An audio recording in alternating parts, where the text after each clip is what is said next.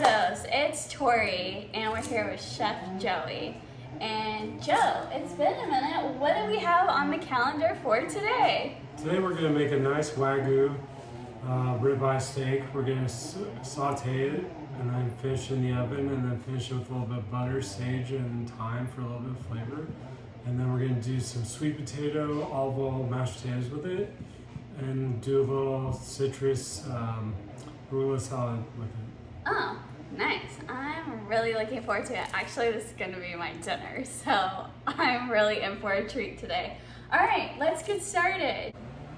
All right, so what are we doing, Joe? We're going to season up this steak liberally with some salt and pepper. Okay. Make sure you season it evenly. Got it. So while Joe's doing that, we have already, really Joe, I didn't do this. Joe already peeled a sweet potato and then diced it up, and so it's over on the stove boiling, right, and just cooking through. Mm-hmm. So Joe did all of that, and now you're just liberally coating this with salt. And pepper. And pepper. Oh wow, you're even doing the sides. I wouldn't have thought to do that. Well, you don't know where the person's going to eat first, so you always want to try and make sure every piece is seasoned, so that way. Okay, wow. Interesting. When we would cook steaks in Spain, actually I didn't cook it. When I was with people in Extremadura, they would cook steaks and they would actually salt it at the end. Well, we're going to finish with a little sea salt at the end on the Okay. slice. Okay, cool. So, now you want to get your pan smoking hot and then put oil in it to make it seared. Okay. So this is when you want to use a blended oil versus extra virgin olive oil for this. And why is that? Because the flavor of it's going to be strong if you overtake the steak. Okay. So, before we started filming, Joe actually had this pan already like heated up. So it was already on the stove and he had the burner going with the flame. And so that's what he meant by, what'd you call it? Like Smoky? smoking pot. So the way you want to check a pan is if it's hot or not. Typically pans will heat from the sides up quicker, so you want to do like take your hand and like go like you have a claw, because the sensitive part of your fingers are going to be right here, and that's what's going to tell you that the center pot's ready. This I'm just waiting for it to get smoking hot. Okay, how long does that typically take for it to get smoking hot? I mean we're kind of right there, so I'm going to start with the good side of the steak down. Okay. Oh my, look at that bad boy. And you're going to cook it a couple minutes on each side, and then we're going to put it in the oven for a few minutes. Okay, now in the restaurant, like, what is the right temperature? Like, how long? Is it medium rare? Like, what do you guys recommend or what do you recommend for cooking steaks? Like, what kind of temperature? I mean, it's all about doing it by feel and by how long. Like, typically 7 minutes. 6 to 7 minutes will give you mid-rare. 7 minutes and longer, like 7 or 8, will give you medium. And then well done is about 10 minutes. Okay, and how do you cook most steaks in the restaurant? Is it medium rare? Depends on the person's preference.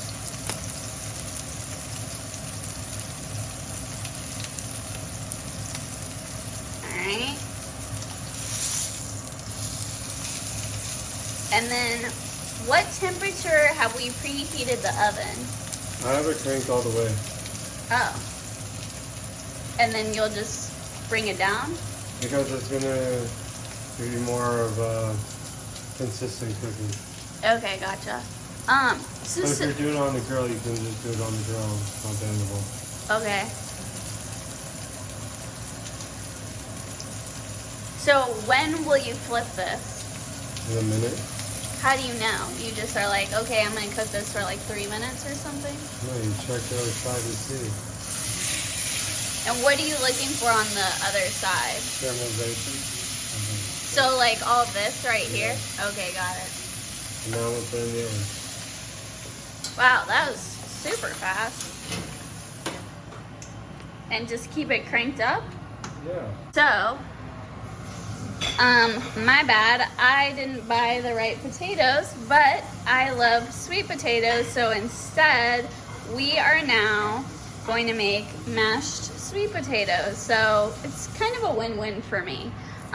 So like I said, we already peeled this, diced it, and now these are really ready to go into the mash process. So Joe, what are we doing for this? We're gonna strain the water out first. Oh my gosh, we're going on a field trip today. All right.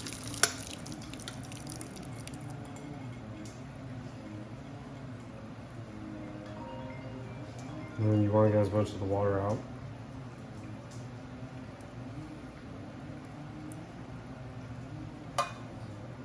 Okay. Now we're going back to the stove. Hi, Gatsby. And sometimes what I like to do is, if I notice there's still a lot of moisture in the potatoes, is you want to try and get as much water out in the mash, is to add more heat.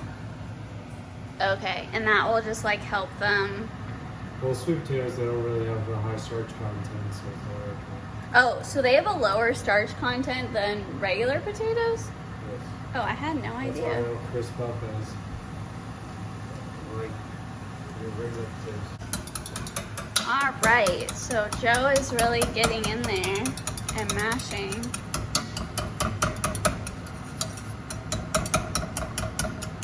And just so you guys know, we just took like what, one medium-sized sweet potato? Yes. I mean, it just depends on how many you're cooking for. Really, this is enough for 1 to 2 people. Like, this isn't for a big family or a medium-sized family.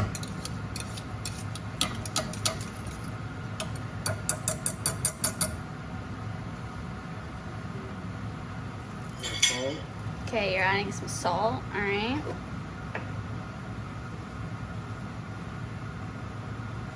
I'm making this dairy free, so typically I would add cream and stuff, but we're gonna add a little bit of olive oil, extra virgin.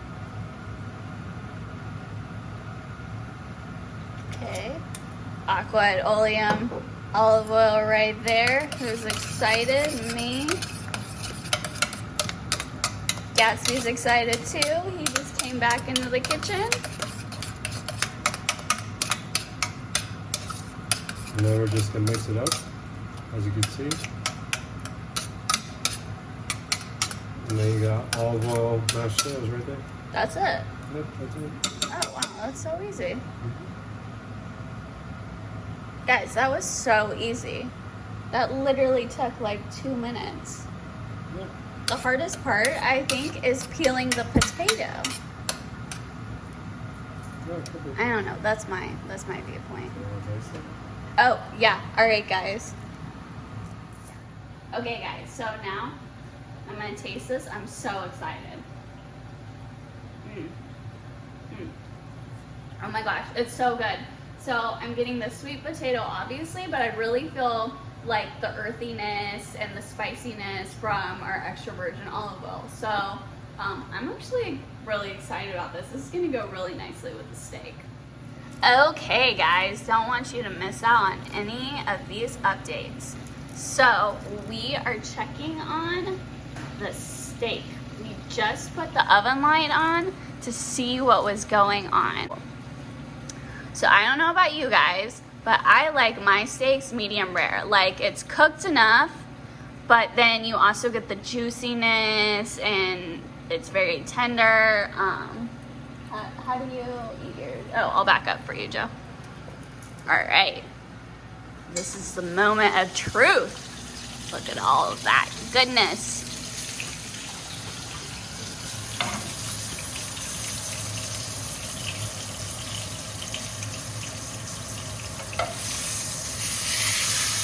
Wow, look at all that caramelization.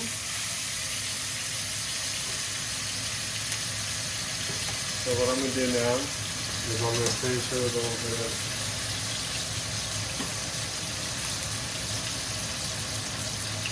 some garlic and sage in there. Some thyme.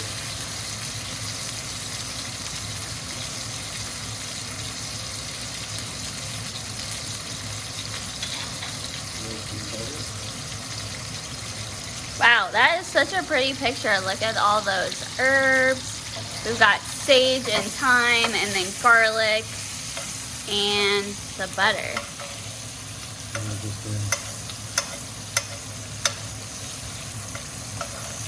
Oh my gosh, this is so easy. I think I might be able to do this.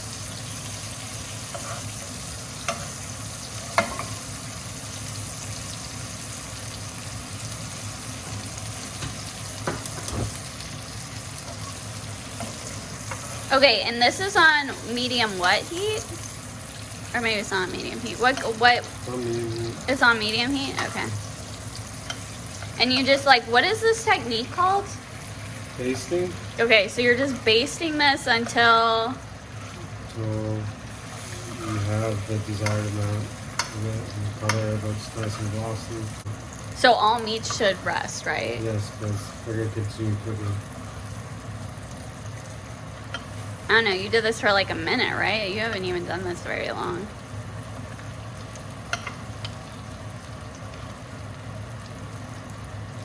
Oh my gosh, look at that puppy. I'm not gonna eat all of it.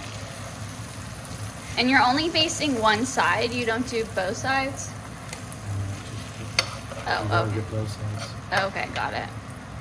Spoke too soon, folks. Got a little too excited.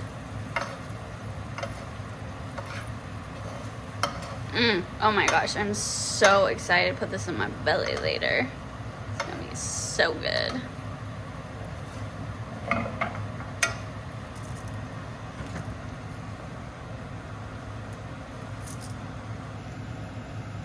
Yeah, guys, close up on the steak is happening right now. Okay, guys, this is the steak. Oh my gosh, this smells so good.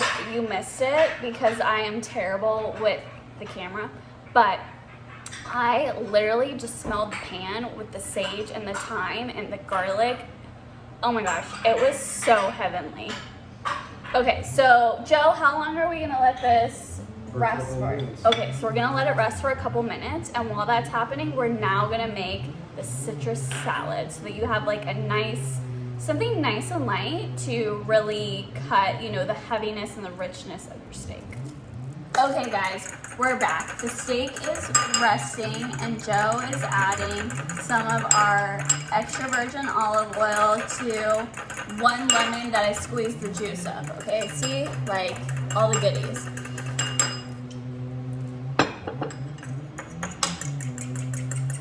And then you're just mixing it together to make sure that it is cohesive. Like it's a little dressing. Okay, got it. So similar to the mixed salad dressing we did, but this just has Lemon juice. the lemon juice. Okay, so look at that. Like you've got at least two salad dressings that you can do.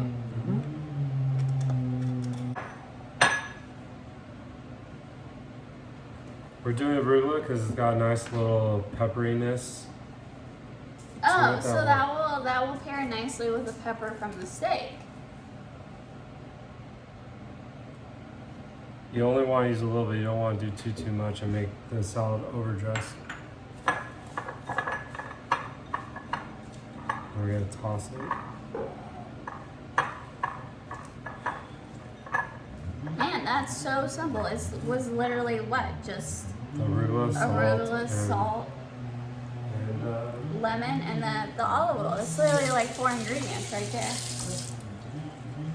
so now we're gonna plate it in the dish. Okay.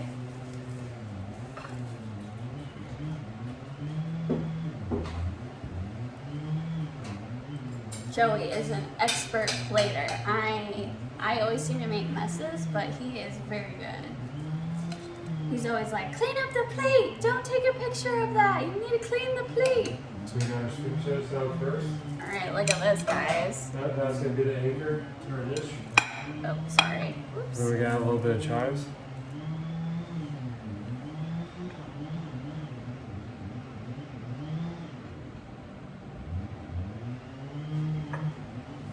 What do you mean by anchor of the dish? That just ties it, brings everything together? Pretty much.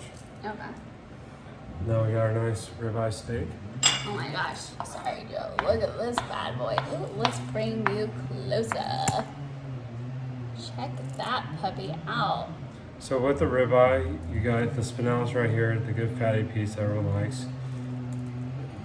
Typically this is a single muscle. A true ribeye is gonna have a 3 muscle steak, but as you see, this is just 1 muscle. So I'm gonna use the nice colored slice to serve. And I'm just gonna slice.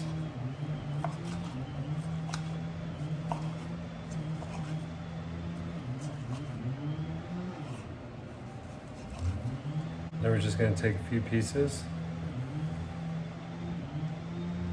put it down nicely, take a little bit of our salad that we made. Oh my gosh. Guys, look at this. So good. Here, let me get this camera. Ooh, camera angle better.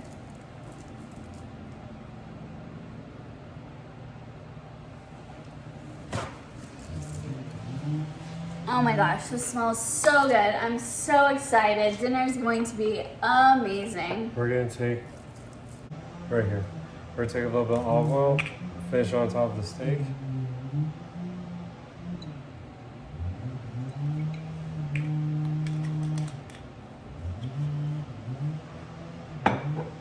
We're gonna finish it with a nice little fine sea salt. And what's the difference between sea salt and regular kosher salt? It's practically the same, but this is more of like, some people call it Malden salt. It's a nice rock chunks. It's, Okay.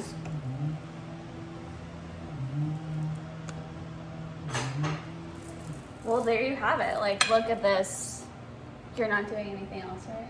Look at this. This looks amazing. Like, I'm gonna turn the plate for you. I don't know. I feel like I'm a lazy Susan or something.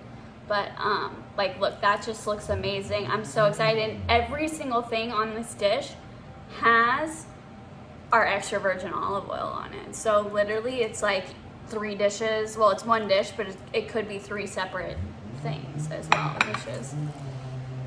Sorry, we're cutting off your head. Okay, so Joe, I'm gonna take a bite of this. So excited, guys. Like, literally the biggest treat for me right now.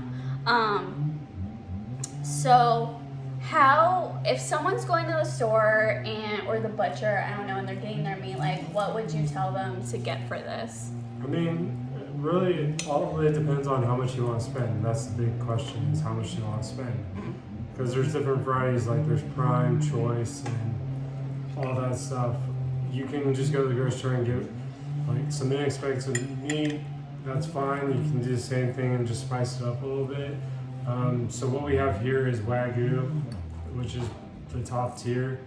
That's gonna set you back a little bit. So if you want to do like a prime tenderloin or a choice tenderloin, choice ribeye, it really doesn't matter. It's what you can afford and what you want to do. Wow, this is so good. It's so good, guys. And like, what does Wagyu mean? Like, not a lot of fat? It's just like the type of... Wagyu is in the traditional Japanese style, like Kobe beef. Like, it's your top tier. The reason why they call it Wagyu is in the States and other places, it's not the same as Kobe, so they call it Wagyu, which is done in the same manner, which they are like massaging the cows, treating the cows very well. The fattiness of it is, it's nice and throughout. It's not just like you get clumps. It's just, you can tell the marbleization in the steak versus regular.